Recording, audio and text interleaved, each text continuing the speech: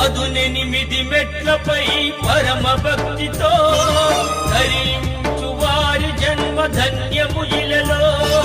శబరిగిరి ప్రభుని శరణు రవములు అవిగో, పరమ పాపముల బాపును నిరతము కలిలో. స్వామి శరణమయ్యప్ప, శరణం శరణమయ్యప్ప, స్వామి శరణమయ్యప్ప, శరణం శరణమయ్యప్ప.